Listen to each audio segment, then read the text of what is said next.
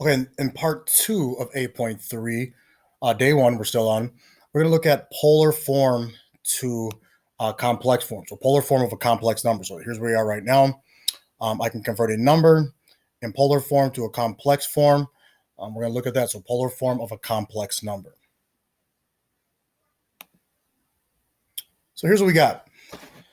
Given z equals a plus bi, which is in the standard rectangular form of the complex number, which we already know that r, I'm going to circle these things, r equals the square root of a squared plus b squared. We also know that x, there should be an equals here, didn't transfer well, but x equals r cosine theta, y equals r sine theta. There should be an r right there, r sine theta, and tangent theta equals y over x. I'm actually going to get rid of this b over a. Tangent theta equals y over x. So make sure you're clear about those. They are all what you guys should have in your notes, that r equals the square root of a squared plus b squared, and x equals r cosine theta, y equals r sine theta, and tangent theta equals y over x. Don't forget r is the modulus of z. Remembering that r is like the distance, or radius is distance, and z is like distance, and theta is the argument or the direction, the angle, generally in radians. Note that, and then you also have to make sure you make note of the quadrant for which theta is in. That's very important. So make sure you know what quadrant for which theta ends up in.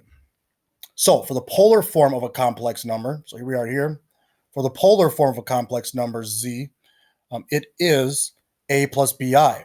We already know that, a plus bi. The polar form, that's rectangular form. The polar form would be z equals r cosine theta, since a is like your x, plus r sine theta I, since b is like your y. So in the place of a, I put r cosine theta. In the place of b, I put r sine theta. Respectively, one represents x, one represents y. And so we can write that as, if I simple factor out the r, I can write that as z equals, I have it squared here, z equals r, in parentheses, cosine theta plus I sine theta. There's a shorter version that I generally use, and it's z equals r cis theta. There's no abbreviation except for saying cis. Z equals r cis theta. That is the polar form. So let's keep it clear.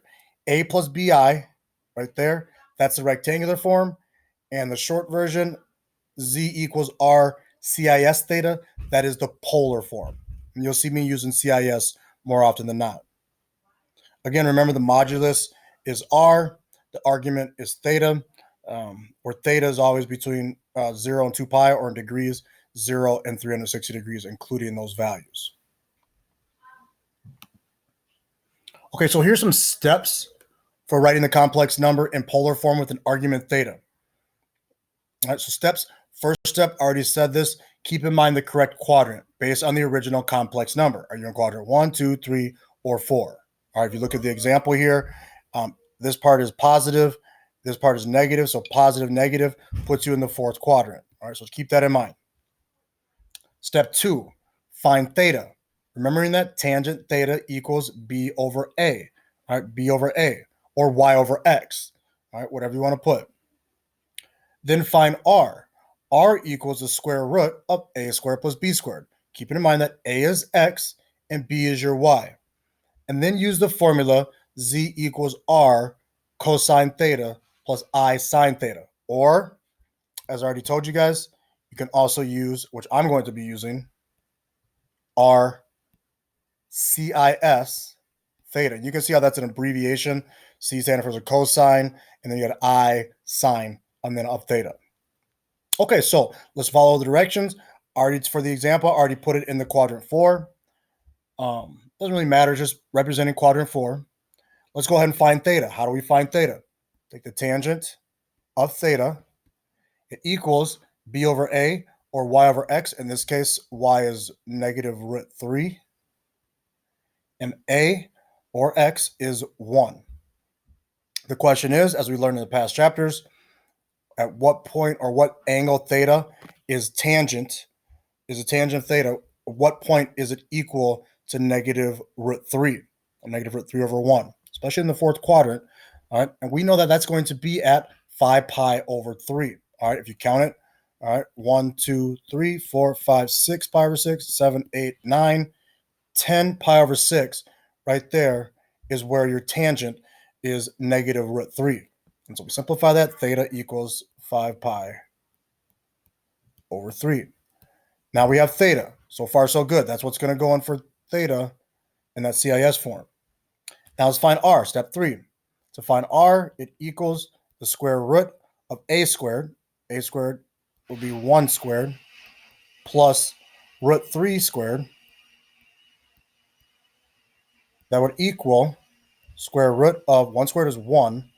The square root of 3, square root of 3 squared is 3. And that equals the square root of 4, which r is going to equal 2. And now we have the r value to put into the r CIS theta. So what's our final answer? The polar form for 1 minus root 3i is r, which is 2, CIS theta, which is 5 pi over 3. There you go.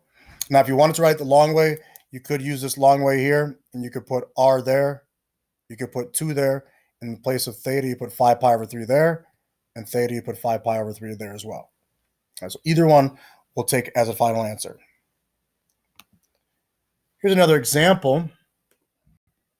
You got that first example up there, and I want you guys to go ahead and try that one on your own, and then I'll show you what I have.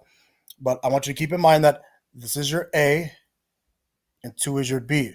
Keep in mind when you square that A, make sure you square this entire thing. All right, make sure you square the entire thing when you're finding the R value. All right. Then you're going to do 2i, negative 2i, 2, and negative 2. So go ahead and hit pause, and then go ahead and do this entire page. And then we'll come back after you hit unpause. Okay, so here's what you should have got. I went ahead and I took the tangent of theta to equal b over a. And my b is 2 here over a, which was 2 root 3. The 2's cancel out. Leaves me with 1 over root 3. I rationalize by multiplying top and bottom by root 3 right there and right there. Multiply top and bottom by root 3. Okay. That's a little sloppy, but that's okay. I'll fix it. Multiply top and bottom by root 3 to rationalize. I get the tangent of theta equals root 3 over 3. Well, at what point? Remember, that's positive. Positive puts us in the first quadrant. The question is, where in the first quadrant is the tangent equal to root 3 over 3? We know that that's at pi over 6. All right, from past chapters, we learned that theta equals pi over 6. So far, so good. We have our theta. Theta equals pi over 6. Okay, and then we find r by taking the square root of a, which is 2 root 3 squared, plus b squared, which was 2. So it's 2, and then I got 4 there. I just kind of jumped ahead. Then you add those up. You get 2 root 3 squared. 2 root 3 squared is actually 4 times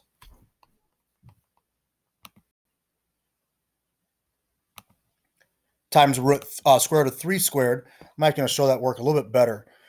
2 root 3 right here squared is 4 times 3, which is 12. And then 2 squared also gave me 4, which equals the square root of 16. And that final answer is 4. So there's our R value. All right, so just making sure you can see what we end up having when we squared this portion down here to find R. Let me just do it one more time.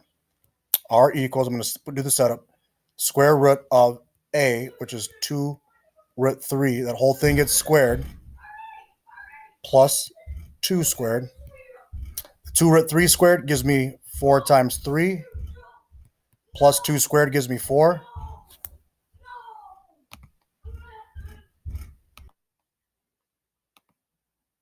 And so I get 4 times 3, which gives me 12. And remember, 2 squared is still 4. 12 plus 4 is 16. Square root of 16 is 4. That is my R value. Then I write the CIS form. Z equals 4 CIS of theta, and theta was pi over 6. Now you can look at the second example. It's just 2 times I. So look how simple these are. Here's 2I over here on the graph. There's 2I. Well, think about what angle that is. That angle would be theta equals pi over 2. And the radius is just 2. So I have 2 CIS pi over 2. Negative 2I. Think about where negative 2I is. It's down here. Think about the angle between 0 and 2 pi. 3 pi over 2. The radius is 2. Think about where 2 is. Here's 2. Think about that angle being 0. Theta is 0. The radius is still 2. And then negative 2 right here. Negative 2. That angle is pi. And the radius is 2. So I have 2 CIS pi. If you have any questions, just let me, Mr. Hall, or Miss Zara know. And make sure you watch the third video.